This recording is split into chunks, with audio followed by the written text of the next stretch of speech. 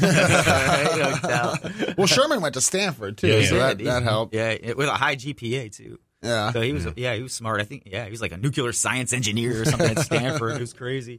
All right. What we got to do is we got to take our Westwood One NFL update here in about 37 seconds. And don't forget, we have high school football tonight. Pregame is at 6:45, kickoff at 7 o'clock because in Naples, they do things a little bit earlier down there. It's so much fun to go doing these games at Naples because they play on artificial turf. Yeah. All their high schools look like little college universities. They have elevators that go to the press box. It's insane. Naples. That's crazy. Yeah, so that's where we'll There's be a little tonight. bit of money down there. Yeah, you can join a little bit. So you can join Jeff Briscoe and myself as we play Palmetto Ridge, and the Port Charlotte Pirates look to go to 9-1. Yeah, and then we got Florida Gators football tomorrow. Oh, yeah, right here in 1070 In Georgia, right? In Georgia. Yeah. Big game. Nice.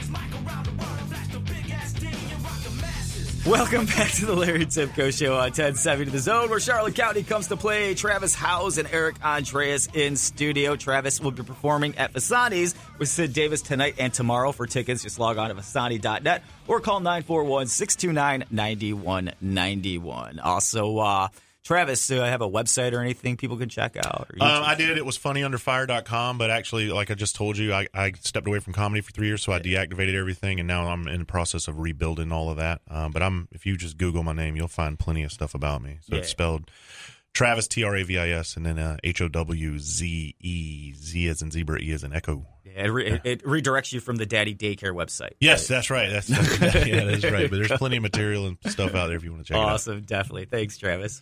Cool. All right. So where did we leave off? We got about 14 minutes left here, and I know we were talking just briefly about college football. Yes. Of course, the Georgia-Florida game can be listened here. Pregame at 3 o'clock, kickoff at 3:30. But you're a Wisconsin fan, obviously, right? No. No, because I figured you're a Packer fan. Yeah, I'm just a Packer fan, and there's a story behind that. So I grew up in Bluffton, South Carolina, and when I played football, we were a very poor team. We were ragtag. We barely had uniforms. Mm-hmm. One of the teams that we played was the Hilton Head Gators. Now, Hilton Head was known for its money. They had little Packer uniforms, and I grew up envying those uniforms. So I wanted to be on that team, but I couldn't. So when we started watching, NFL football, I noticed the Packers uniforms. I was like, oh, my gosh, that's the Gators.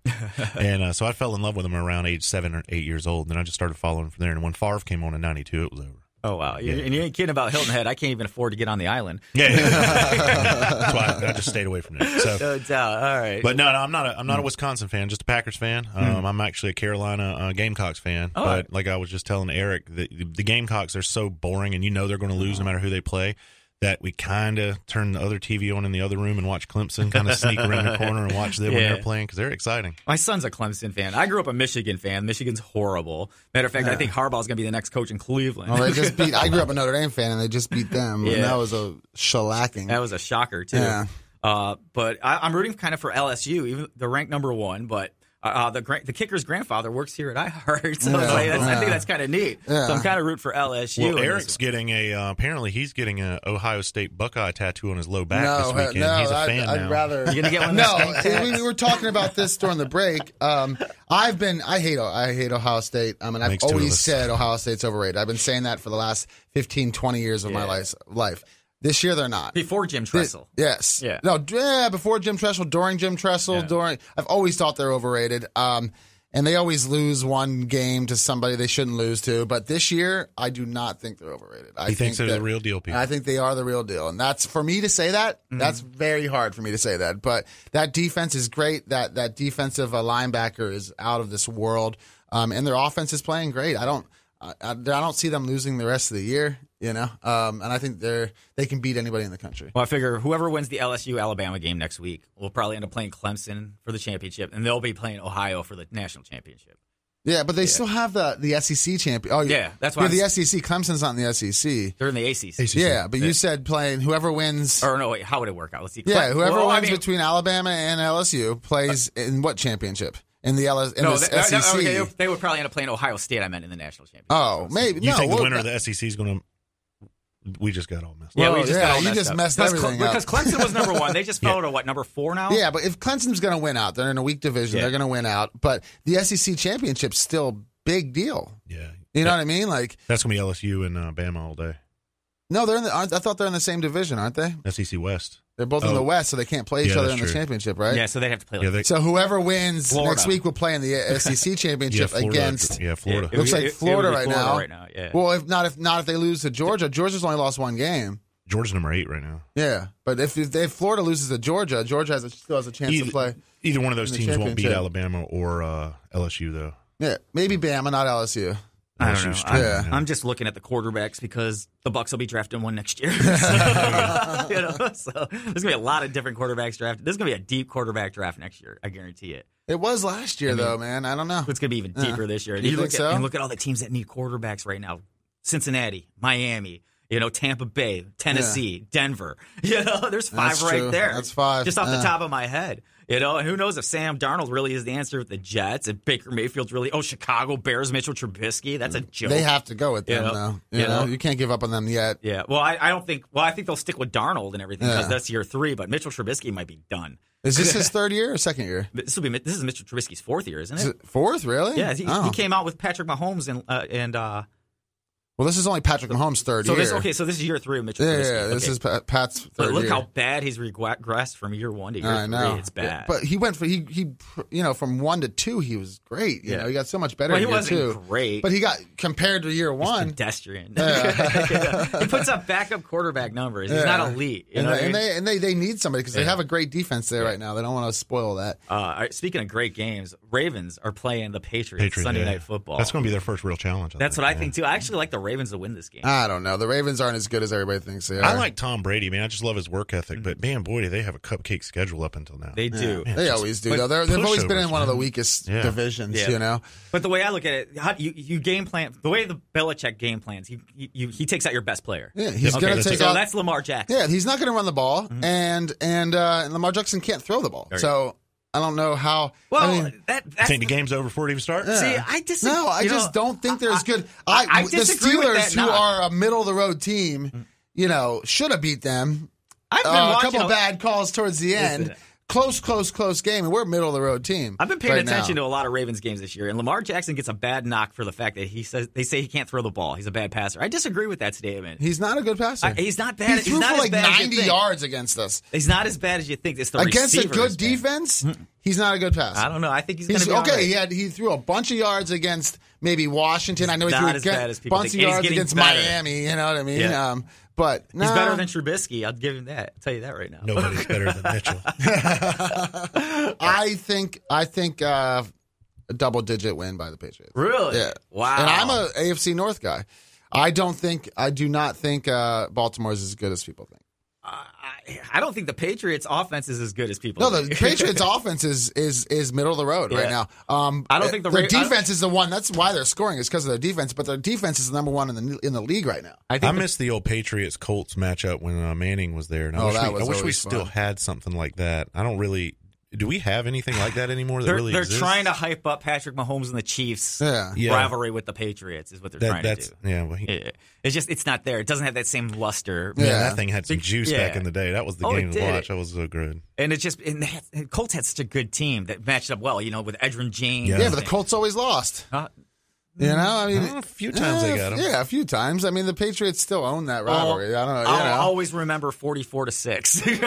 I don't remember that. That was the Deflategate. Oh. The inflated balls. That was against Baltimore. Was the But Deflategate, I the thought. next week, though, they played the Colts, and that was And the they big called it. controversy. Okay. And the Colts lost that game 44-6. Yeah, I always remember that score. I remember that. Yeah. No, I mean, I thought it was funny. the Patriots kind of own that rivalry. I mean, Yeah. they've been really hyping up the Steelers Patriots the last couple of years. But if and you the look at Patriots the have owned rivalry, that. the Ravens own this rivalry with the Patriots. Yeah, that's Harbaugh's true. always seem to have Belichick's I number. just think that honestly, and I hate to say it because again, I'm not a Patriots fan at all, but that defense is the best in the league, and they've shown that week in and week out. But look I know who they played. I Like know, Travis but said. man, they're good. You just watch their film; they're good. They're really, really good. Well- they're not just winning games; they're dominating games. That's the only reason their offense has really even got points because of these Pass defense? turnovers.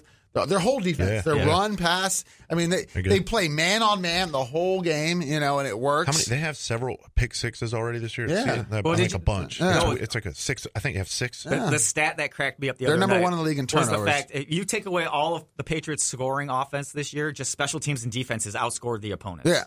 That's insane. No, their defense is good. I've only seen that done in video games. And I don't think, the Baltimore is going to be able to do anything against them. I really don't. I'm looking at like a 28-24 kind of game. Well, since we only have one show Patriots Saturday, I'll be I'll get these words out in a second. I'll be at home in time because I'm probably going to leave after the show, and I'll drive through the night. There you go. And it's an early show, too, Man, 6 o'clock. But the game's it's a night game. Well, it's Sunday night at 8:15. I just love my Sundays. I'm actually going to get home to watch the whole day. Like, I discount my entire family and just ignore them and just lay on the couch all day and watch football all day. I wish I could do that. I do the same thing. I'm actually going to be at a bachelor party Sunday, but I'll have my iPad for the Steelers game. I'll carry it around. I'm glued to the Red Zone channel unless the Cowboys are on. You like the Red Zone? Yeah. It's too much. I like to watch the game. I just like to. I can't do it. Yeah. I can't do it. But I also have like 15 FanDuel lineups going in our Fasani fantasy football. I like I got so much going on. You got a lot going on. Yeah, so I like the Red Zone. You just miss the emotion of watching a full game that way. You know what I mean? And I'll flip back and forth and stuff. But that's why, except for when my team's on. Then I'm fully invested in that game. I can't even get into fantasy anymore because I don't have any friends that will invite me. It's just a one-man show. Well, that's why I like FanDuel. Man, I have a whole league by myself. Do FanDuel. They do it once a week. I need to. Yep. It's a good way to supplement the income. Yeah. It's not hard if you just know your basic football knowledge. Clearly, you don't know comedy, man. We make so much money. You don't need to supplement. Just in merch alone, you're probably rolling in it. I think I made like $4 last night.